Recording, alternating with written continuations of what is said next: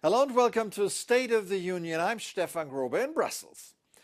The sudden eruption of violence in the Middle East has laid bare the divisions within the European Union over this decades-long conflict.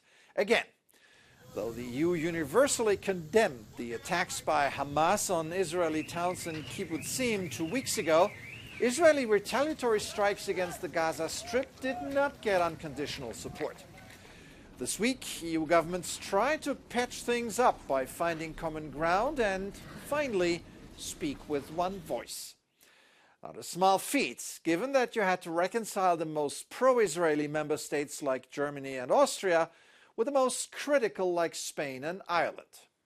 It is Hamas who are the terrorists, not the Palestinian people, so we have to care for the Palestinian people and their humanitarian needs.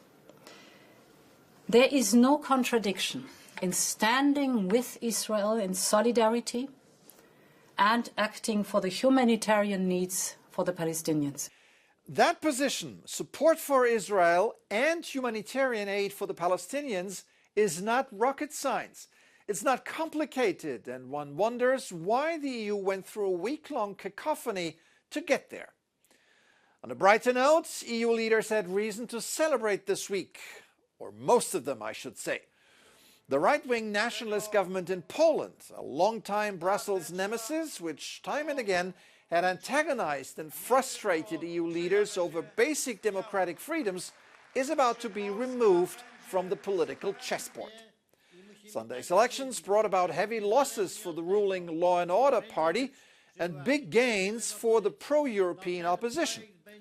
Three parties under the stewardship of former Prime Minister and EU Council President Donald Tusk now have the majority to form a coalition government. And the exuberant candidate left no doubt that soon fresh air will enter Warsaw. Ten wynik mówi sam za siebie. Tego już nikt nie oszuka, tego już nikt nam nie zabierze.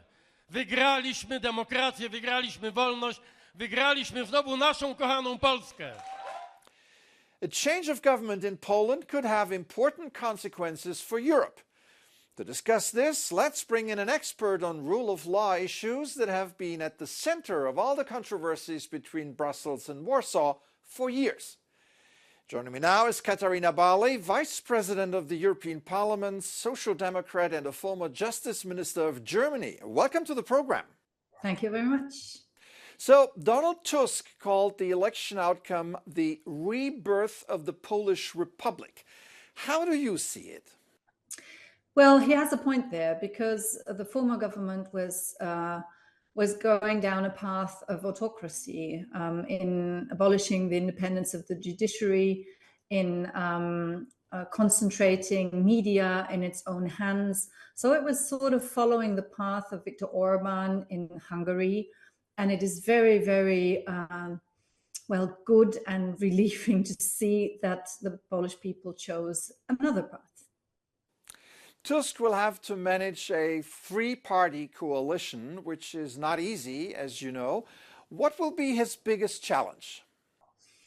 Well, it's not only a three-party coalition. It's also that within the three parties, there is one that actually has sort of a very wide range of politicians in it. So it is a challenge, very much so. The focus was so much on the person Donald Tusk, which I found a bit disturbing. I think he really has to be careful not to see this as a government Tusk. It is not. Do you expect Poland to fully comply with European rulings and directives going forward?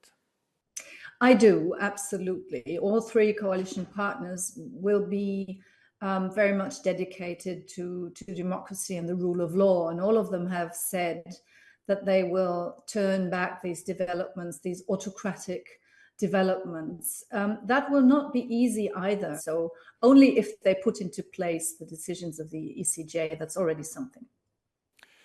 Poland was one of the usual suspects in the European Union.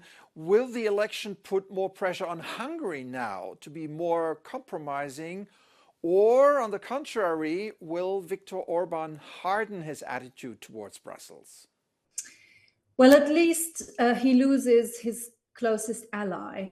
I mean, we have this Article 7 procedure, which can be applied when you violate the rule of law constantly. And this is in place against Poland and Hungary at the moment, and they give each other the veto so that nothing really can move in the end. And this, I think, is gone now for Viktor Orban. So he will face this this pressure by the European Union to comply with European law now more on his own. What kind of behavior that will cause as a reaction by him is difficult to foresee. All right, Katarina Bali, Vice President of the European Parliament, thank you for sharing your thoughts with us today. You're very welcome. The aforementioned Viktor Orban also had an interesting week. Instead of joining a virtual EU summit on the Middle East, he preferred talks with Vladimir Putin in China. This is remarkable, as heads of EU governments have largely been giving Putin the cold shoulder since Russia invaded Ukraine last year. And for some reason, Orban appeared to be nervous, actually very nervous. Несмотря на то, что After the meeting, Putin said this about Orban.